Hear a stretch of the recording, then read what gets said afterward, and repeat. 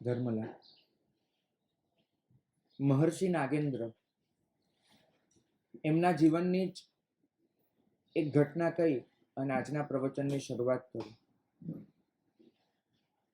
એમને જે પ્રશ્ન પૂછાયો છે એ પ્રશ્ન આપણામાંથી સૌ કોઈને થતો હોય છે.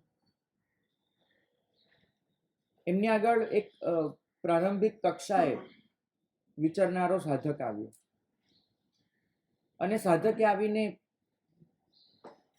સીધો પ્રશ્ન જ પૂછ્યો કે આખો દિવસ કીધા કરો છો સંસાર છોડો, સંસાર છોડો, આ પૌદ્ગલિક મોહમાયા છે, છોડી દો આ બધું, આવું સતત કહ્યા કરો છો, કેવી રીતે છોડવું, કેમ છોડવું, નથી ફાવતું, નથી સમજાતું. વળી ગઈકાલે તમે એવું કહ્યું કે તમે સંસારને જો જોતા થઈ જશો તો સંસાર આપોઆપ છૂટી જશે. આવું કઈ રીતે બને? મહર્ષિએ જવાબ આપ્યો એમના પોતાના જીવનના અનુભવનો.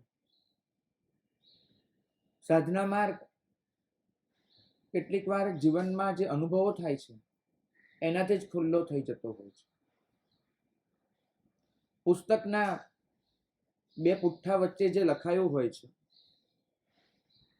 આપણા બે કાન એનાથી જે સંભળાતું હોય છે એના કરતા ઘણી બધી વખત જીવાતું જીવન એ વધારે તત્વજ્ઞાનથી ભરેલું હોય છે.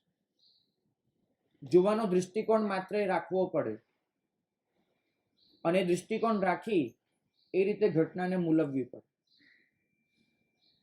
આ સંસાર એની સંપૂર્ણ કિતાબ આપણી આગળ ખુલ્લી કરીને બેઠો છે. સવાલ એ છે કે આપણે એને વાંચવા તૈયાર છીએ? મહર્ષિએ જવાબ આપ્યો. એમના જીવનમાં એમને એક વકીલ મળ્યા હતા મહર્ષિને, અને એ વકીલ એની દીકરી અત્યંત કુરૂપ,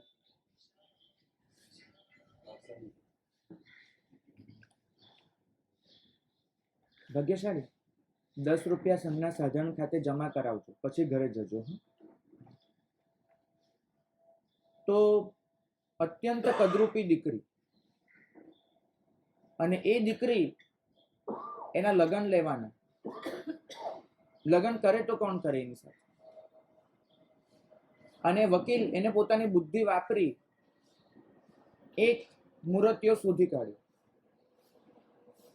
મૂર્તિઓ અંધ હતો એટલે લગ્ન જીવનમાં કોઈ પ્રોબ્લેમ થવાનો સવાલ નહોતો. એ અંધ મૂર્તિયા જોડે એમને પોતાની દીકરીને પરણાવી દીધી. સમય વીત્યો, વકીલ પાસે અનેક જાતના ક્લાયન્ટ્સ આવે. એમાં એક દિવસ એક વૈદ્યને પણ આવવાનું થયું, ડોક્ટરને. ડોક્ટર આંખના ડોક્ટર. વકીલ પાસે પોતાનો કેસ તો બધો કરાવ્યો, પણ એને લીધે જે પારિવારિક નાતો જોડાયો, થોડુંક નજીક આવી ગયા કેસમાં, એમાં એમને ખ્યાલ આવ્યો કે વકીલના જમાઈ અંધ છે. એને વકીલને રિક્વેસ્ટ કરી કે તમારા જમાઈની આંખો મેં ક્યારેક ચેક કરી છે અને મને ખાતરી છે કે વિજ્ઞાન સાયન્સ એટલું આગળ વધી ગયું છે મેડિકલ દૃષ્ટિકોણે કે તમારા જમાઈનું આંખનું જો ઓપરેશન કરવામાં આવે તો દેખતા થઈ શકે એમ છે. થોડાક પૈસા લાગે કદાચ, જો તમે હું સપોર્ટ કરીએ, નહીં તો છે મારા મિત્રો, થઈ જશે બધું, તમે રજા આપો. અને વકીલે જવાબ આપ્યો કે દોસ્ત, મહેરબાની કરીને આ ભૂલ કરતો નહીં. મારા જમાઈની આંખો ખોલતો નહીં, જોતો કરતો નહીં. કેમ કે જો એ થશે તો જમાઈનું જે પણ થાય, મારી દીકરીની જિંદગી જોખમમાં આવશે, એનું લગ્ન જીવન ભાંગી પડશે. મહર્ષિએ આટલું જ સમજાવ્યું પેલાને કે ભાઈ, સંસાર એટલો તો કદરૂપો છે, એટલો તો વરવો છે કે છતી આંખે બંધ આંખ કરીએ ને તો જ આપણે જીવી શકીએ. આ આંખો તો ખુલ્લી છે. પણ અંદરની આંખોને બંધ રાખીને જ આ સંસાર સાથે મોજ મજા માણી શકાય છે. એની સાથેનું આપણું લગ્ન જીવન ખેંચી શકાય છે. જો અંદરનો અંધાપો ટળી ગયો, એ આંખો ખુલી ગઈ, તો કોઈએ કહેવું પણ નહીં પડે કે આને છોડી દે. કોઈએ કહેવું નહીં પડે, આપોઆપ છૂટી જશે. એ કદરૂપા સાથે તમે જિંદગી વિતાવી જ ન શકો, સવાલ જ નથી. પ્રશ્ન એટલો જ છે કે જોતા થશો ક્યારે, આંખ ખુલશે ક્યારે, આટલો જ પ્રશ્ન છે. આપણે બધા જ ધર્મ કરીએ છીએ. ગીતાજીમાં લખ્યું છે કે ધર્મ કરનારા 4 જાતના માણસો હોય છે આપણી પાસે આવનારા ભક્તો. એક હોય છે જે કોઈ દુઃખથી પીડાય છે અને એમનું દુઃખ એમનાથી વેઠાતું નથી, જીરવાતું નથી, એટલે એક સાધન રૂપમાં, એક દવાના રૂપમાં ધર્મને વાપરવા માંગે છે અને અહીં આવી ચડે છે. થાય છે, ધર્મની તાકાત છે, દુઃખ દૂર થાય, બધું થાય. પણ આવા જીવો એ ધર્મ કરીને કશું એટલે કશું જ પામી નથી શકતા. કશું જ. દુઃખ તો દૂર થઈ જાય, એથી વધારે શું? ફરી પાછું એ જ ચક્ર, કેમ કે દુઃખના કારણ તો ઊભા જ છે. દુઃખ દૂર થયું, કારણ દૂર નથી થયા. ફરીથી એ કારણોથી દુઃખ, ફરીથી એ ધર્મ, ફરીથી દુઃખ દૂર થવાનું, ફરીથી દુઃખ થવાનું, ચાલ્યા કરશે એક ચક્ર. અનાદિથી આપણી પણ આ જ હકીકત છે, કોઈ ફરક નથી. બીજા કેટલાક જીવો આવે છે જેમને હોય છે દુઃખ નથી હોતું, પણ આકાંક્ષાઓ ઘણી હોય છે અને આકાંક્ષાને લીધે આવતા હોય છે કંઈક ને કંઈક અપેક્ષા, કંઈક ને કંઈક અપેક્ષાઓ, આકાંક્ષાઓ એને લીધે અહીંયા આવે છે.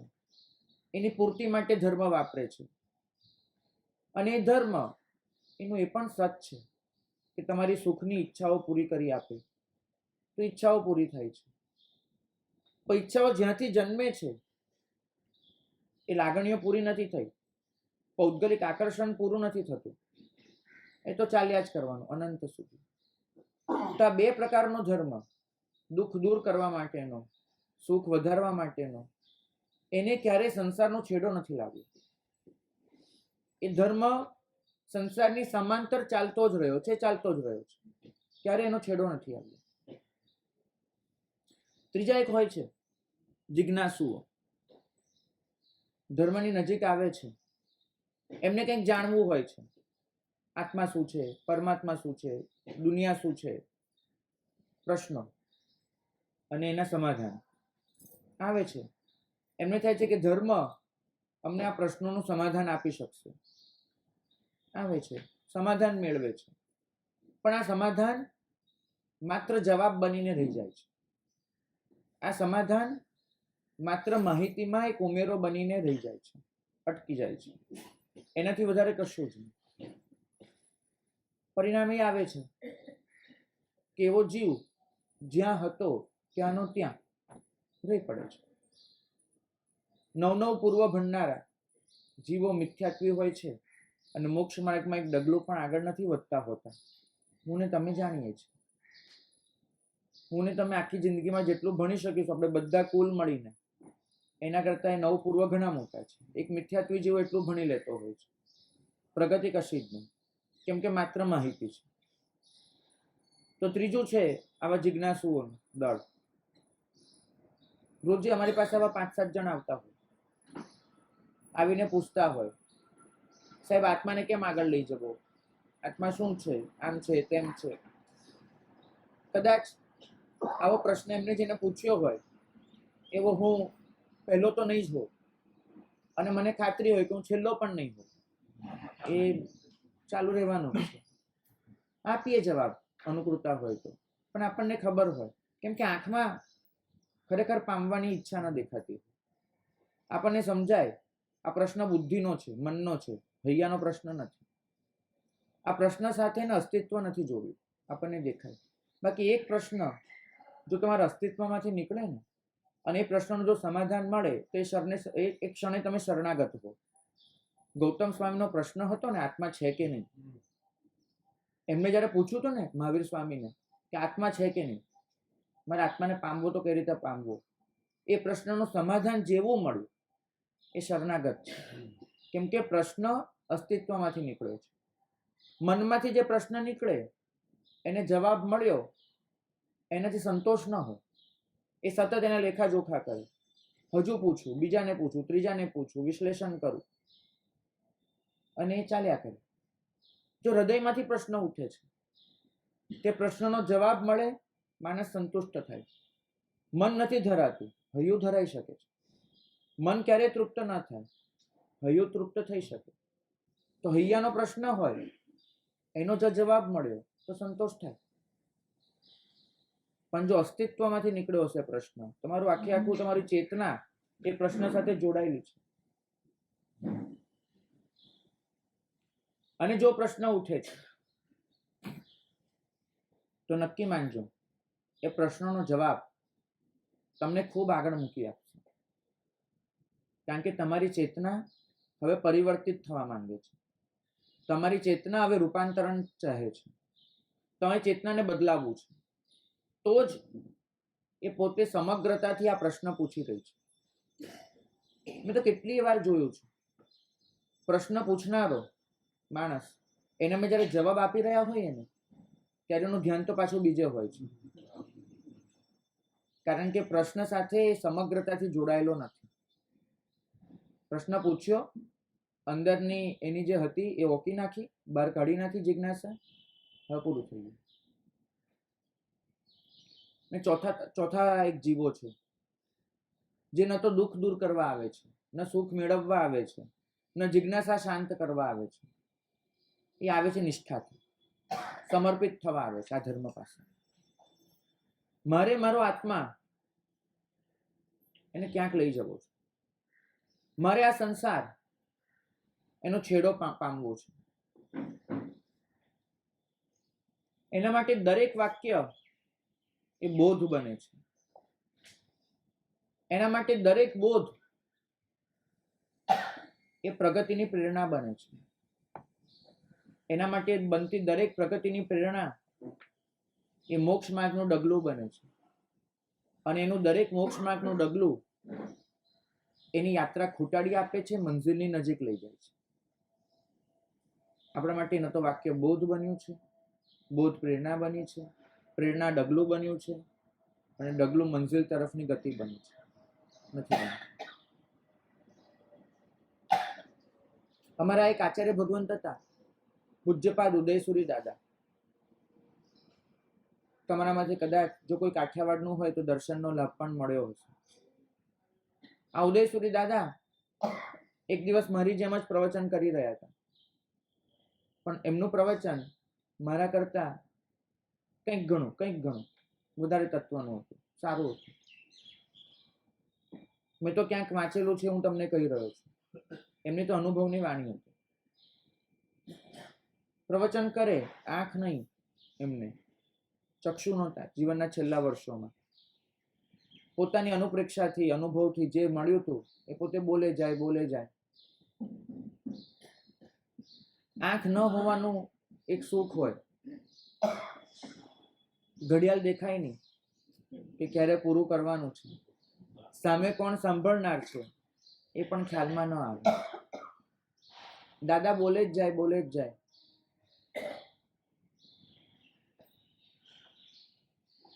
પણ દાદા છે એમના કાન બહુ સરવા.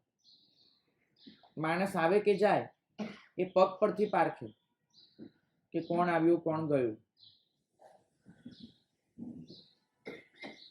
1.5 કલાક પ્રવચન ચાલ્યું. સાધુ ભગવંત આવીને પગ દબાવ્યા કે સાહેબ હવે કોઈ જ નથી સામે, આપ એકલા જ છો પાઠ પર, છેલ્લી 15 મિનિટથી હવે કોઈ જ નથી. ન શ્રાવક છે ન શ્રાવિકા છે, બધા ઘરે જતા રહે છે.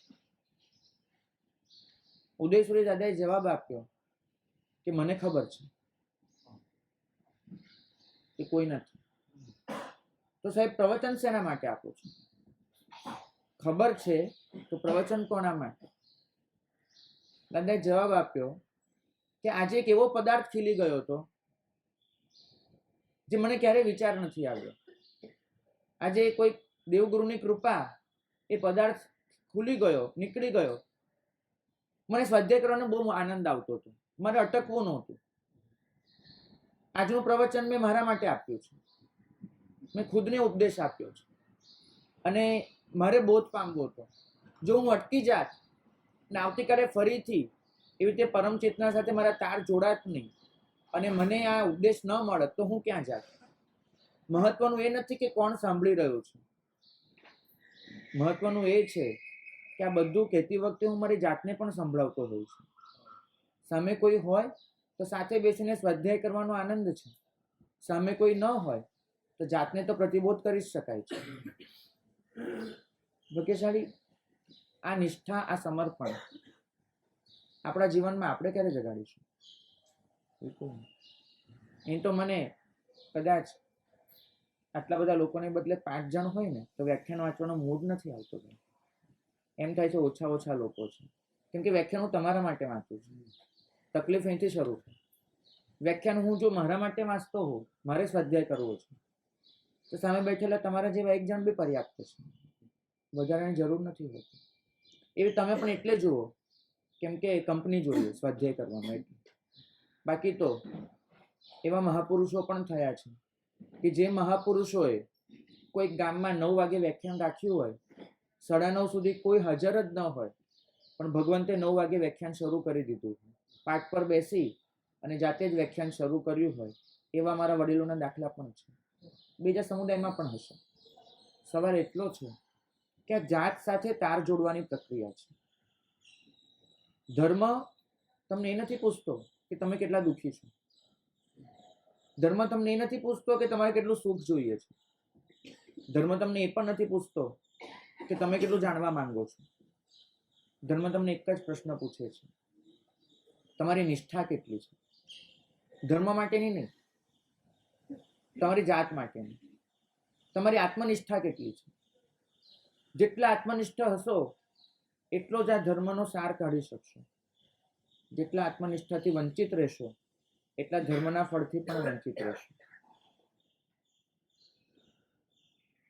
ગઈકાલના પ્રવચનના સંદર્ભે ઘણા બધા પ્રશ્નો આવ્યા છે. બધાનું એક ધ્રુવ કેન્દ્ર હતું દરેક પ્રશ્નનું. વૃત્તિ શું છે, સંજ્ઞા શું છે, એના પર વિજય કેમ મેળવવો, આવા બધા પ્રશ્નો હતા. વૃત્તિ એ આપણી માનસિકતા છે એવું સ્થૂળ દૃષ્ટિએ કહેવાય, પણ આ માનસિકતાની પણ પાછળ આપણા જે અનાદિના સંસ્કાર ઘૂંટાયા છે, આ સંસ્કાર એ વૃત્તિ છે. આપણે દરેક ભાવમાં એ જ રીતે વર્ત્યા છીએ કે જે રીતે આ ભાવમાં વર્તી રહ્યા છીએ. સુખની ચાહના, દુઃખ દૂર કરવાની મહેનત, અને એ માટે રસ્તામાં જે પણ આડે આવે એને ખસેડી દો, કોઈના પણ ભોગે મારું ભલું કરી લો. આ બધા ઘણા બધા માલિકી ભાવ, સરખામણીનું તત્વ, ઈર્ષ્યા, કપટ વગેરે વગેરે દોષોની બહુ લાંબી સૂચિ છે. પણ આ બધું જ આપણે દરેક ભાવમાં ઘૂંટ્યું છે, જે પણ રીતે ઘૂંટી શકાય. પછી એ તિર્યંચ હોય, નરક હોય, દેવ હોય કે મનુષ્ય, ઘૂંટ્યા કર્યું. પરિણામે એ સંસ્કારો પ્રગાઢ થતા ગયા. જેટલું ઘૂંટ્યું એટલું પાકું થયું. અને એ સંસ્કારો જ્યારે જામ થઈ જાય છે, તે જામી ગયેલા સંસ્કારો એને જ વૃત્તિ કહેવામાં આવે છે. વૃત્તિ વિચાર આપે છે, વિચાર વાણીમાં વહે છે, વાણી વર્તનમાં ઉતરે છે. વૃત્તિથી વિચાર, વિચારથી વાણી, વાણીથી વર્તન, વર્તનથી પાછી વૃત્તિ, ચક્ર ચાલ્યા કરશે. અને આ જ વૃત્તિ, એમાં જ્યારે મોહનીય કર્મ એની સહાય ઉમેરાય, એક બાજુ અશ્રદ્ધાનો અંધાપો હોય અને બીજી તરફ કષાયોનો પવન વાતો હોય, એનું બળ ઉમેરાય, એટલે એ જ વૃત્તિને આપણે સંજ્ઞાના નામે ઓળખીએ છીએ. વૃત્તિ એની ઓળખાણ કરવા માટે સંજ્ઞા સુધી જવું પડે છે. સંજ્ઞા વાસ્તવમાં સુખ મેળવવાની છે, સંજ્ઞા વાસ્તવમાં દુઃખથી બચવાની છે. પણ એ સુખ મેળવવું એટલે શું, દુઃખથી બચવું એટલે શું, એને આપણે અલગ અલગ નામ આપ્યા. એક આપણે છે ક્રોધ સંજ્ઞા. જીવનમાં ક્યાંય પણ અણગમતું થયું એટલે અંદરથી વિચલિત થઈ જવું, આ સંજ્ઞાનો એક પાયો છે. અણગમતું થયું, અણગમતું જોયું, અણગમતું કંઈ પણ બન્યું, એ જોઈને વિચલિત થવું, વિહ્વળ બનવું, આકુળ વ્યાકુળ થવું, એ આ સંજ્ઞાનો પાયો છે. અને આ પાયા પર અનેક અનેક દોષોની ઇમારત ઊભી થઈ છે. પછી તમે અણગમો કહો, તિરસ્કાર કહો, ઘૃણા કહો, જુગુપ્સા કહો, ક્રોધ કહો, ક્લેશ કહો, કંકાસ કહો, ઘણું બધું, અદેખાય, બધું જ આ પાયા પર ઊભું થયું છે. પોતાની જાત માટેનો સખત ગમો અને એ સિવાય એ જાતને નડે એવી તમામ બાબતો માટેનો અણગમો, એના પાયામાં છે. માન સંજ્ઞા, સરખામણી, અને સરખામણીના પરિણામે બીજાને તુચ્છ ગણવા, પોતાને ઊંચા ગણવા, આ એક પાયો છે. આ પાયા પર આપણે કેટલાય પ્રકારના અભિમાનની ઇમારત ચણેલી છે. આવી જ રીતે જો તમે તપાસતા જાઓ તો તમને દેખાય કે તમારી જે સંજ્ઞા છે એના કુલ મળીને 10 પાયા છે. ક્રોધ, માન, માયા, લોભ, આ ચાર માનસિકતા છે. એની સામે 4 શારીરિક બાબતો છે. તમારું શરીર આ 4 વસ્તુ ક્યારેક ને ક્યારેક માંગે છે. એક માંગે છે આહાર. આહારનો અર્થ માત્ર ખાવાનું ન લેતા, શરીરને કોઈ પણ પ્રકારે પૂતગલની જરૂર છે અંદર નાખવા માટે, પછી હવા હોય, પાણી હોય, કંઈ પણ. બીજી શારીરિક જરૂરિયાત છે મૈથુન. ત્રીજી જરૂર છે ભય, શરીરને બચવું છે કોઈ પણ રીતે. અને ચોથું, આ શરીરની જે જરૂરિયાતો છે એ કાલે ન મળી તો, આ તોના જવાબમાં એક વૃત્તિ જન્મી છે પરિગ્રહ. યુગલિકને આ પ્રશ્ન નહોતો તો વાળો, કેમ કે જ્યારે જોઈએ ત્યારે મળી જતું હતું. આપણી સામે એ પ્રશ્ન છે એટલે એક સંજ્ઞા ડેવલપ થઈ છે પરિગ્રહની. તો 4 બાબતો માનસિક છે: ક્રોધ, માન, માયા, લોભ. 4 બાબતો શારીરિક છે: આહાર, ભય, મૈથુન અને પરિગ્રહ.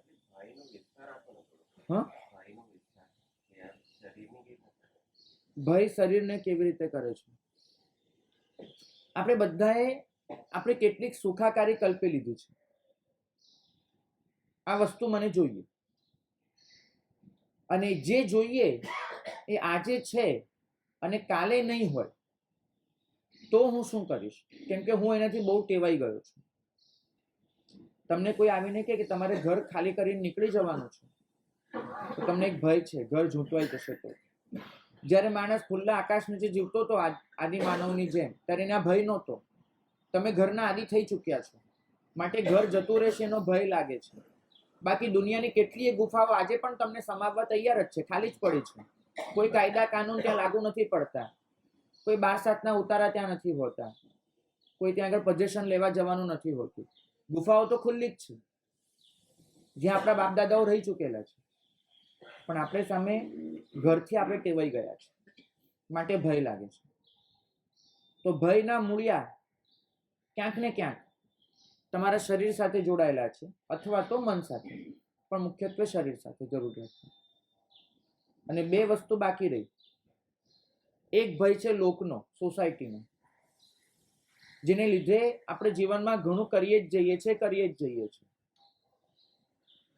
અને એ લોક સંજ્ઞાનો જે ભય છે એનું વધારે વિશ્લેષણ એટલે નથી કરતો કેમ કે તમે બધા જ જાણો છો કે ઘણું બધું ન કરવા જેવું અને ન કરવા ઈચ્છેલું એ તમે માત્ર સમાજની સાથે રહેવા માટે કરો છો.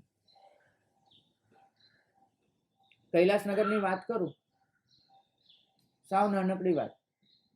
કૈલાસનગરમાં અમારું ચોમાસું કેટલીય અઠ્ઠાઈઓ, 16 ઉપવાસ, માસ ખમણ.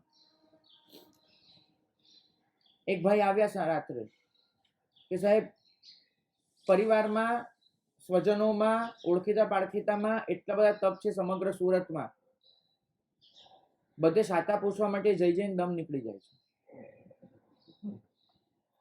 ભાઈ ગયા, એના બરાબર અડધો કલાક પછી બીજા ભાઈ આવ્યા હતા કે સાહેબ દીકરી તપ કરે ને એ તો સમજાય છે, પણ જે સાતા પૂછવા લોકો આવ્યા જ કરે, દરેકની આગળ હસતું મોઢું રાખવું, એને સાચવવા, એને આવકારવા, બેસાડવા બહુ અઘરું પડે છે. જનારો વ્યવહાર કરે છે, આવકારનારો વ્યવહાર કરે છે. જનારો એમ સમજે છે નહીં જવું તો ખોટું લાગશે, આવકારનારો એમ સમજે છે કે ના પાડીશ કે ભાઈ સાતામાં છે, સારું છે, પધારો, એવું કહી દઈશ તો ખરાબ લાગશે. બધી જ જગ્યાએ લોક સંજ્ઞા ચાલ્યા જ કરે છે. પ્રભાવનામાં જે વસ્તુ ઘરે આવે છે, ઘરે વસ્તુનો ઉપયોગ શું કરવો એ પણ પ્રશ્ન હોય છે, અને પ્રભાવના આપનારાને પણ સતત પ્રશ્ન હોય છે કે કઈ પ્રભાવના કરવી. સતત રિવાજો ચાલ્યા જ કરે છે. લગ્નમાં 4 જગ્યાએ જમવા જવાનું હોય, આપણને પ્રશ્ન થાય છે, ડોક્ટરે ના પાડી છે, પેટ ઓલરેડી એટલું બગડી ચૂક્યું છે, આ બજારના તેલ ને આ બધું ખાઈને ક્યાં કયા લગ્નમાં શું ખાઈશું, છતાંય જઈને સ્વીટ મોઢામાં મૂકવી પડે, અને એનાથી વધારે મોટું એ વધારે સ્વીટ કરતા વધારે મીઠું મધુરું રાખવું પડે. હસતું નથી ખાવાતું, સામે પેલો બી તૂટી જાય છે, 1,500-1,500ની ડીશ પીરસીને કરે છે.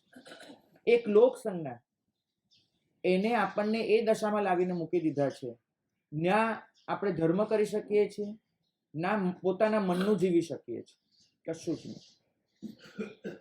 અને 10મી છે ઓઘ સંજ્ઞા. ઓઘ સંજ્ઞા એટલે જ્યાં આવી કોઈ જ વિચારણા નથી.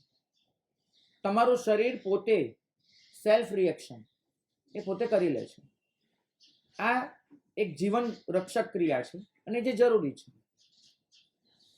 તમે જોજો, હમણાં અહીંયા કદાચ કોઈ ભય આવી પડે, તમારી એડ્રીનાલિન ગ્રંથિ એ પોતે જ સ્રાવ છોડશે, ભાગો. તમારા નહીં હોય એવી તાકાત આવી જશે. આ ઓઘ સંજ્ઞા છે. તમે જતા હો, તમારું ગમે તેટલું આત્મા ધ્યાન હોય, બેધ્યાનપણે ચાલી રહ્યા હો, આંખ પર પગ પડ્યો, પગ પાછો ખેંચાઈ જ જશે. તમારે કમાન્ડ નહીં આપવો પડે કે પગ પાછો ખેંચો, એ ખેંચાઈ જશે. આ બધું જ આપણું સેલ્ફ રિએક્શન છે. આ ઓઘ સંજ્ઞા છે. એક વેલી થડને વીંટળાય, આપણે કોઈકનો આધાર લઈ લઈએ, બધું ઓઘ સંજ્ઞા. આ 10 સંજ્ઞા એમાં જ આપણી તમામ પ્રવૃત્તિના મૂળિયા છે. પ્રશ્ન એ આવ્યો શાસ્ત્રકાર ભગવંતો સામે કે આમાંથી આત્માને બહાર કાઢવો તો કઈ રીતે કાઢવો? આ સંજ્ઞાઓએ આત્મા પર એટલો તો કબજો જમાવ્યો છે. શાસ્ત્રકાર ભગવંતોએ કહેવત વાપરી છે મધ્યકાળમાં કે છાશ લેવા આવી અને ઘરની માલકીન બનીને બેસી ગઈ, એવી એક કહેવત વાપરી છે. મૂળ કહેવત તો મધ્યકાલીન ભાષામાં છે, ગુજરાતીમાં એનો અર્થ આવો થાય છે કે ઘર ખુલ્લું મૂક્યું હતું, છાશ આપવાનો રોજે અડધો કલાક કામ ચાલુ હતું, એક સ્ત્રી એવી આવે છે, છાશ લેવા આવે છે ઘરમાં, પણ એવી જબરી છે કે છાશ લેતા લેતા ક્યારે ઘરની માલકીન બની ગઈ ને આપણને ઘરની બહાર કાઢી મૂક્યા, ખબર ન પડી. સેમ વસ્તુ આપણી સાથે થઈ છે. આ બધી વૃત્તિઓ, સંજ્ઞાઓ, એને ક્યારેક આપણે કાંગડી આપી હતી, ક્યારે પહોંચો પકડી લીધો, ખબર ન પડી. આજે આ 10 સંજ્ઞામાંથી છૂટવું તો કેવી રીતે છૂટવું એ પ્રશ્ન છે. ખરેખર આત્મા માલિક છે, આ સંજ્ઞાઓ તો ગુલામ છે. આત્માએ બોલાવેલી છે, પતી ગયું છે. પરિણામે આપણો આત્મા આ સંજ્ઞાઓના લીધે અને આ સંજ્ઞાઓ સામે જે પુરુષાર્થ ચાલે છે આપણો, એને લીધે પણ ભગવતી સૂત્રમાં પ્રભુએ ફરમાવ્યું 8 ભાગમાં વહેંચાઈ ચૂક્યો છે. આપણો એક જ આત્મા 8 ભાગમાં છે. કેટલાક ભાગ સારા પણ છે, કેટલાક નઠારા પણ છે. એક છે દ્રવ્ય આત્મા, બીજો યોગ આત્મા, ત્રીજો કષાય આત્મા, ચોથો ઉપયોગ આત્મા, પાંચમો જ્ઞાન આત્મા, છઠ્ઠો દર્શન આત્મા, સાતમો ચારિત્ર આત્મા અને 8મો વીર્ય આત્મા. પ્રભુએ 8 આત્માનું લિસ્ટ પકડાવ્યું આપણને. ગઈકાલે મેં કહ્યું હતું આપણી આઈડેન્ટિટી, આપણી ઓળખ એટલી બધી વિખરાઈ ગઈ છે, વેચાઈ ગઈ છે. પ્રભુએ ઓળખને સમેટી આપી છે. પહેલી ઓળખ છે દ્રવ્ય આત્મા, હું આત્મા છું. આ ઓળખ ન તો સારી છે ન તો ખરાબ છે, શુદ્ધ રૂપમાં આ માત્ર ઓળખ છે. અને આ એક એવી ઓળખ છે કે જેને આપણે બહુ જ બાવાઝાડા આવરણો એમાં પેક કરી ચૂક્યા છે. ઉપનિષદના ઋષિ હોય કે આપણા શાસ્ત્રકાર મહર્ષિઓ હોય, બૌદ્ધોના યોગી હોય કે હિન્દુ પરંપરાના સંન્યાસી હોય, દરેકની આગળ હંમેશા એક પ્રશ્ન પૂછાતો રહ્યો છે, કોહમ, હું કોણ? બધા ભગવંતો એમને દરેક વખતે આ પ્રશ્નનો જવાબ આપવાની મહેનત કરી છે. પણ જો તમે તમામ પરંપરાઓમાં થયેલા જવાબ તપાસો, તમામ પરંપરાઓમાં, તો એ તમામ મહેનત એનો તમને એક જ છેડો દેખાય, એક જ જવાબ, કે આત્મા શું છે એ સમજાવવા કરતા આત્મા શું નથી એ દરેકે વધારે સમજાવ્યું છે. ઉપનિષદમાં તો ઋષિએ એક જ જવાબ પકડી રાખ્યો છે. પેલાને કીધું કે તારા મનમાં આત્મા શું છે એના માટે જેટલા પણ વિકલ્પ હોય એ બોલી જા, ચાલુ કર, હું તને કહેતો જ જઈશ. અને એ ઋષિએ પકડી રાખ્યું, ના ના ના. પેલો જેટલું પણ બોલતો ગયો, દરેકનો જવાબ એક જ, ના આત્મા નથી, ના આત્મા નથી. નેતિ નેતિ નેતિ એ ચાલ્યા જ કર્યું. છેલ્લે પેલો થાકીને પૂછે છે કે તો પછી આત્મા શું છે? તો કે તારી બધી જ કલ્પનાઓ સમાપ્ત થઈ જાય, તારી વાણી સર્વથા વિરામ પામી જાય, તારી બુદ્ધિના તમામ તર્કો ખલાસ થઈ જાય, તારા બધા જ અનુભવોનો છેડો આવી જાય, તારી મતિ વિચારવાનું બંધ કરી દે, તારું હૃદય ધબકવાનું બંધ કરી દે, તારી પાંપણ પલકારો મારવાનું ભૂલી જાય, તારું નાક શ્વાસ લેવાનું છોડી દે, તારી નસો લોહી વેવડાવવાનું બંધ કરી દે. તું જ ન બચે, તારી બુદ્ધિ ન બચે, તારી એક પણ કલ્પના ન બચે, તારો એક પણ વિચાર ન બચે. એ દિવસે જે બાકી રહે એનું નામ આત્મા. આ બધું જ પતી જાય, એ દિવસે આત્મા જળશે તને. આ નેતિ નેતિ નેતિ એનાથી જ આનો જવાબ આપી શકાયો છે. તમે આપણા શાસ્ત્રોમાં સિદ્ધ ભગવંતોના 31 ગુણો જુઓ. અમને રોજે ગોખાવે, એક તીસાય બોલાવે 2 વખત, એક તીસાય સિદ્ધાય ગુણે, 31 સિદ્ધના ગુણો. 31 માંથી એક પણ ગુણ હકારાત્મક નથી. 31 ગુણ એમાં ના જ લખ્યું છે. સિદ્ધ લાલ નથી, સિદ્ધ કાળા નથી, સિદ્ધ સુગંધી નથી, સિદ્ધ દુર્ગંધી નથી, સિદ્ધ મીઠા નથી, સિદ્ધ કડવા નથી. હવે 31 વસ્તુ લખી દીધી, સિદ્ધ આ નથી, આ નથી, આ નથી. તો હવે શું? તો હવે જોજો તમે, આપણી દુનિયા 31માં જ ફરે છે. કેમ કે મારી પાસે જેટલી પણ સેન્સ છે એમાં ખાલી 5 ઇન્દ્રિયો છે. 5 ઇન્દ્રિયોનો ડેટા છે મારી પાસે, અને મારી બુદ્ધિ આ 5 ઇન્દ્રિયોના ડેટામાં જ રમે છે, એનાથી ઉપર જતી જ નથી, ક્યાંય નથી જતી. તો ભગવંતોએ કહ્યું કે તારી 5 ઇન્દ્રિયો અને એના પરિણામે એની પાછળ ચાલનારી બુદ્ધિ તને જેટલું પણ દેખાડે છે એ બધું જ નથી, એનું નામ સિદ્ધ છે. આપણે હંમેશા જે વધારાનું છે એને કાઢી નાખવાનું છે. અને એટલા માટે જ દરેક ભગવંતો, દરેક ઋષિઓ, દરેક મહર્ષિઓ, એમને જ્યારે જ્યારે પૂછાયું છે કે આત્મા શું છે, ત્યારે એમને કચરો જ દેખાડ્યો છે, નકામો ભાગ જ દેખાડ્યો છે. અહીંયા એક પથ્થર મૂકીને તમે મને પૂછો કે આમાં મૂર્તિ ક્યાં છે, તો હું તમને દોરી આપીશ એક લાઈન, કે આ લાઈન મેં જો દોરી છે એના સિવાયનું બધું બહાર કાઢી નાખ, તોડી નાખ, તો મૂર્તિ આવી જશે. પથ્થરમાંથી મૂર્તિ કાઢવાનો રસ્તો હકારાત્મક હોતો જ નથી, નકારાત્મક જ હોય છે. તમારે દૂર જ કરવું પડે છે વધારાનું, તો મૂર્તિ પ્રગટે છે. મારી અંદર જે આત્મ તત્વ છે એને બહાર કાઢવાનો રસ્તો ક્યારે હકારાત્મક નહીં હોય, નિવૃત્તિ માર્ગ જ હશે, નકારાત્મક જ હશે. કેમ કે મારે એની આજુબાજુ જેટલું પણ છે એને મારે કાઢવાનું છે. એ કાઢી નાખવું, આત્મા તો મારી સામે એમ જ ઉભો રહેવાનો છે. ભાગ્યશાળી પ્રભુને જ્યારે પૂછ્યું કે કેમ બોલવું, કેમ ચાલવું, કેમ ઉઠવું, કેમ બેસવું, ત્યારે પ્રભુએ કહ્યું કે પાપથી બચવું હોય તો બોલવામાં, ચાલવામાં, ઉઠવામાં, બેસવામાં, ખાવામાં, પીવામાં બધી એક જ શરતનું પાલન કરજો. એક જ શરત કે વધારાનું કશું ન કરતો. ખાલી આટલું જ કીધું પ્રભુએ. પાપથી બચવું હોય તો વધારાનું કશું ન કરતો. તમારી આખી આ દિવસની જે ક્રિયાઓ છે એનું લિસ્ટ બનાવશો. એક મિનિટ, મેં ગઈકાલે એક પ્રયોગ કરવાનું કહ્યું તું, કોઈ કરીને આવ્યું છે? સારું લાગ્યું? કેવો અનુભવ રહ્યો? કંઈક મેં કહ્યું હતું ખાવાનો એક પ્રયોગ, તમારામાંથી કોઈએ કર્યો હતો? વધારે થાય છે ને રાગ? બહુ સારું. ખરેખર તમે પ્રગતિના પંથે છો.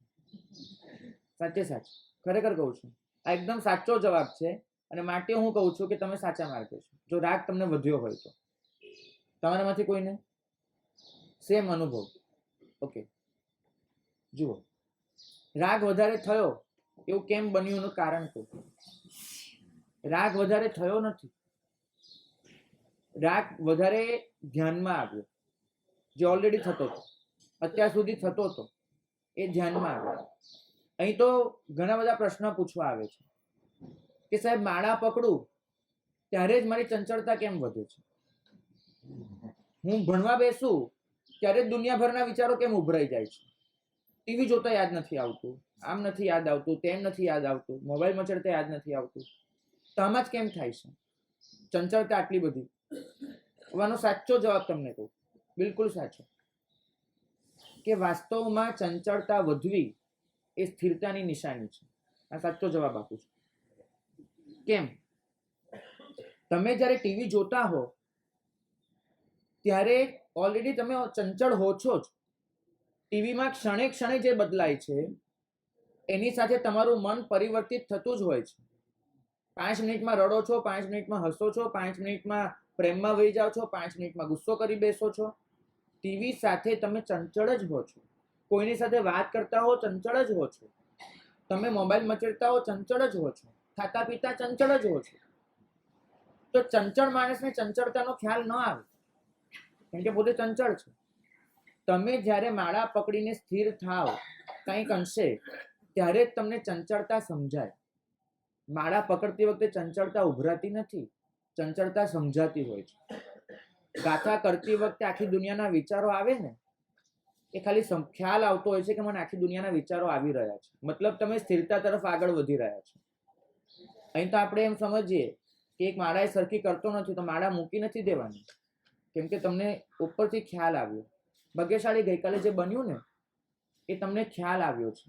રાગ વધ્યો નથી, રાગનો ખ્યાલ આવ્યો છે. હવે તમારું મગજ નોંધ લે છે કે મને રાગ થઈ રહ્યો છે. આ અવેરનેસ, આ જાગૃતિ, એ સૌથી પહેલું પગથિયું છે અને કદાચ છેલ્લું પગથિયું પણ એ જ છે. આ જાગૃતિ જ વધારવાની છે. આપણી કેટલીક ઈચ્છાઓ છે અને કેટલીક આકાંક્ષાઓ છે. ઈચ્છા અને આકાંક્ષા,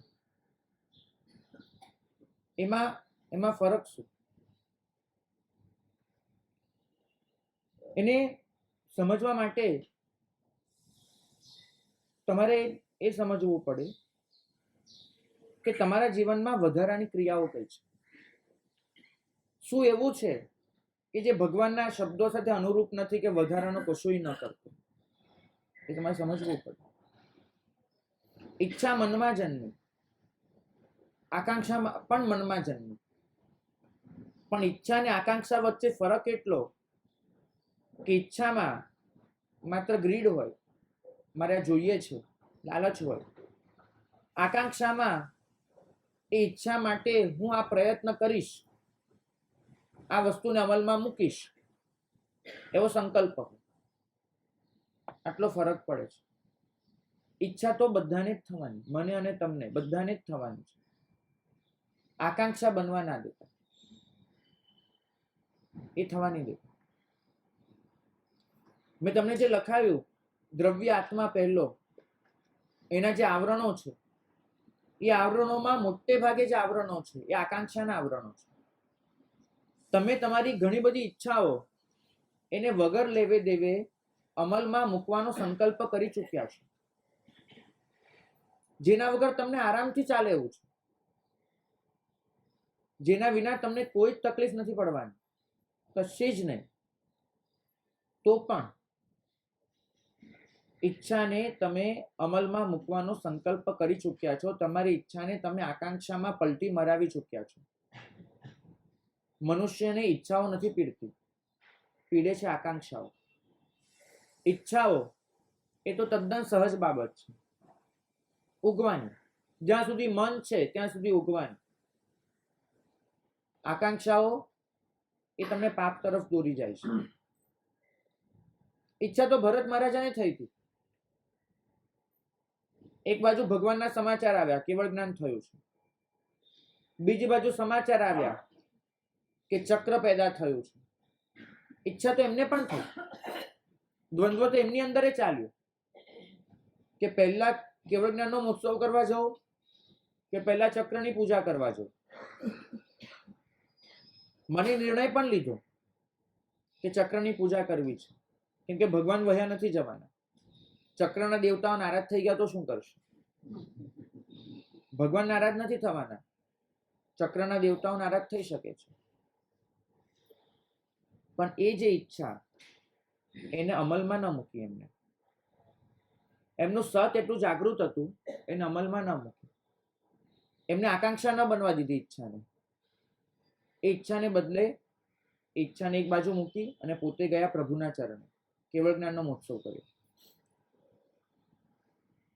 આપણું જે ચંચળતા છે એના મૂળમાં આકાંક્ષાઓ છે, અને આ ચંચળતા એને જ આત્માનું એક નવું સ્વરૂપ જે લાવી આપ્યું છે, અત્યંત ચંચળતાથી જ ભરેલું, છલકાતું, એને પ્રભુ યોગ આત્મા તરીકે ઓળખે છે. બીજા નંબરમાં યોગ આત્મા એટલે પોતાની સ્થિરતા ગુમાવી ચૂકેલો, ચંચળતાને પરવશ બનેલો, અને એને લીધે જ સતત ભટકતો, સતત ફંગોળાતો, સતત અથડાતો એવો આત્મા, એ યોગ આત્મા છે. દ્રવ્ય આત્મા શુદ્ધ છે, યોગ આત્મા અશુદ્ધ છે. એક જ આત્માએ પોતાનું આ સ્વરૂપ ધારણ કરી લીધું છે.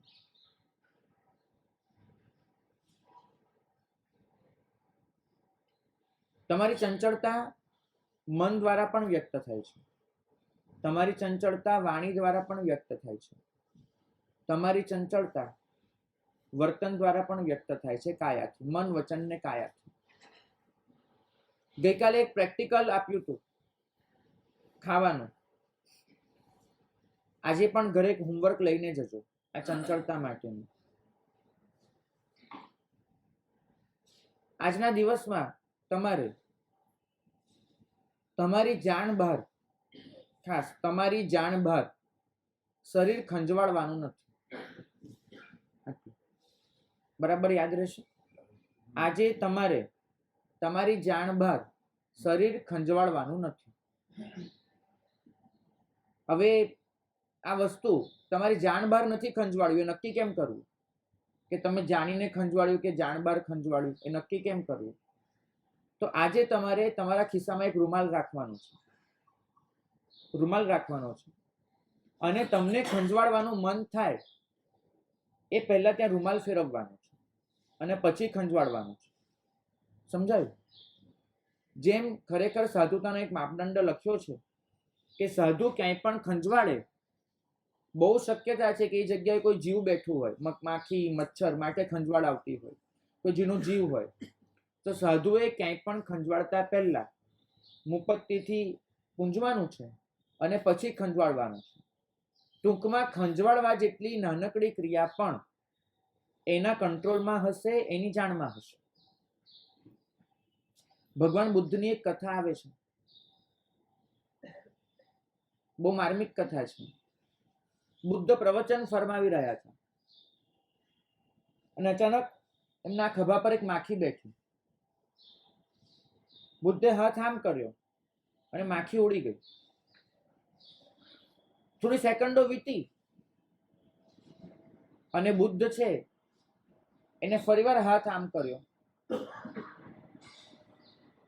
અને પાછો નીચે લીધો. એમના પટ્ટ શિષ્ય આનંદ, આપણે ત્યાં જેમ ગૌતમ સ્વામીને ક્યારે પણ કોઈ પણ પ્રશ્ન પૂછવાની છૂટ, એમ આનંદને અધિકાર, ગમે ત્યારે પૂછી શકે. આનંદે બુદ્ધને કહ્યું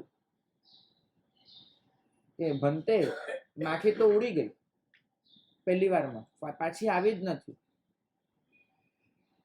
બીજી વાર શેના માટે ઉડાડી? બીજી વાર શેના માટે ઉડાડી? બુદ્ધની કોઈ પણ ક્રિયા નિરર્થક નથી હોતી, એવું અમે જાણ્યું છે. સંબોધિ પ્રાપ્ત કરી ચૂકેલો માણસ એ અમૂઢ લક્ષ્ય હોય, એની ક્રિયા નિષ્ફળ ન હોય, વંધ્ય ન હોય, તમે ફરીવાર હાથ કેમ ત્યાં મૂક્યો? બુદ્ધે જવાબ આપ્યો કે પહેલી વાર જ્યારે મેં માખી ઉડાડી ત્યારે મારું સેલ્ફ રિએક્શન હતું, મારી જાણમાં નહોતું કે મારો હાથ ત્યાં સુધી ગયો છે. હું તો પ્રવચન આપતો હતો, તો મારા કંટ્રોલ બહાર, મારી જાણ બહાર હાથ ત્યાં સુધી પહોંચી ગયો અને માખી ઉડાડી દીધી. એટલે બીજી વાર મને ખ્યાલ જેવો આવ્યો, મેં મારા શરીરને સજા કરી કે તારે આ ટેવ પાડવી પડશે. એક વખત તારી જાણ બહાર આ બન્યું, તો હવે 100 વખત માખી હોય કે ન હોય, તારે જાણીને હાથ ત્યાં સુધી લઈ જવાનો છે અને એની ક્રિયાનું પુનરાવર્તન કરવાનું છે, જેથી મગજને ખ્યાલ આવે. લાઈક આપણે જ્યારે સ્કૂલમાં કંઈક હોમવર્ક નહોતા કરતા ત્યારે 5, 10, 25 વાર લખવા માટે આપી દેતા હતા, એની જેમ હાથને ખ્યાલ આવે કે તારે ત્યાં મારા કીધા વગર જવાનું નથી.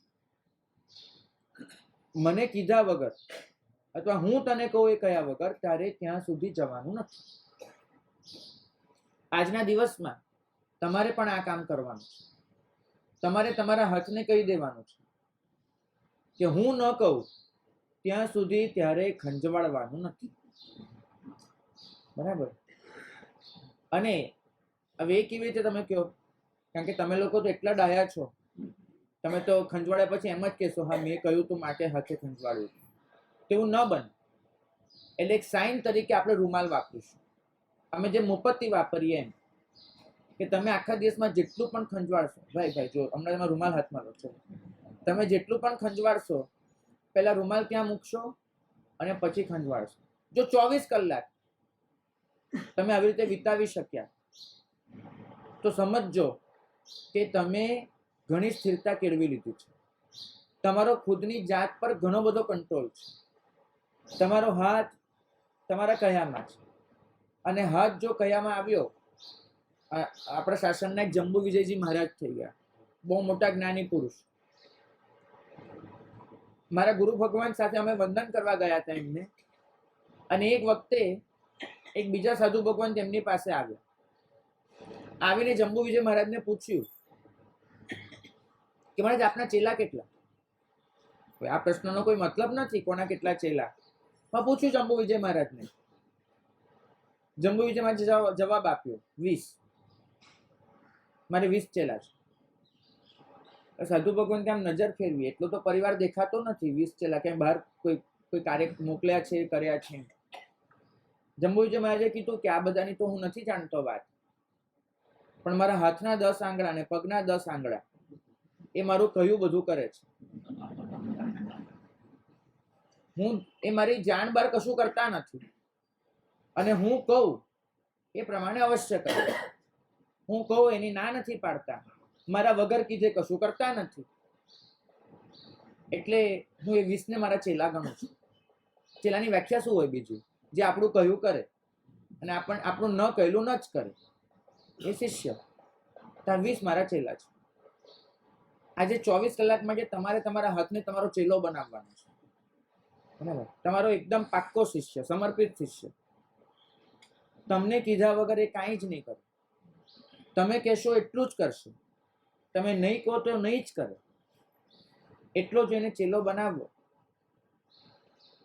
તો આપણે માનીએ કે તમે ધર્મના માર્ગમાં કંઈક અંશે આગળ વધી શક્યા છો.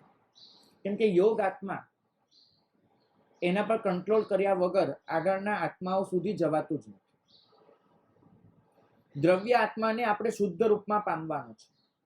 દ્રવ્ય આત્મા એને આપણે અત્યારની પરિભાષામાં આત્મદ્રવ્ય તરીકે બોલાવીએ છીએ.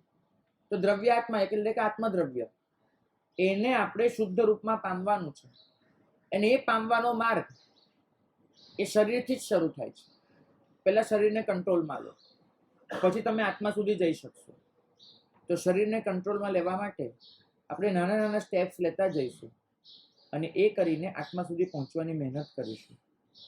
આજના પ્રવચનના મુખ્ય મુદ્દા એકવાર ફરીથી કહી દઉં. મહર્ષિ નાગેન્દ્ર કહે છે કે સંસાર એટલો કુરૂપ છે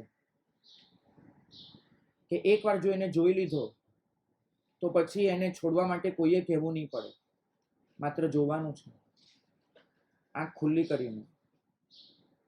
ધર્મ 4 પ્રકારના જીવો કરે છે. કેટલાક દુઃખ છોડવા માટે, કેટલાક સુખ મેળવવા માટે, કેટલાક માત્ર માહિતીનો ભંડાર ભરવા માટે અને કેટલાક નિષ્ઠાપૂર્વક કરે છે. ઉદયસુરી દાદા આપણને શીખવે છે કે બોધ પોતાની જાતને આપવાનો હોય છે. ભગવાન આપણને કહે છે કે જીવનમાં જેટલું પણ વધારાનું છે એને કાઢી નાખો તો પાપ આપોઆપ છૂટી જશે. ઉપનિષદના ઋષિઓ આપણને કહે છે કે તમારું જે પણ છે, મનના વિચારોથી માંડીને કલ્પનાઓ સુધીનું બધું જ, એ બધું કાઢી નાખશો અને જે બચશે તે આત્મા છે. સિદ્ધ ભગવંતો, એમના ગુણો પણ આ રીતે જ છે, વધારાનું કાઢી નાખીને. ભરત મહારાજ આપણને શીખવાડે છે કે ઈચ્છાને આકાંક્ષામાં બદલાવા ન દો. અને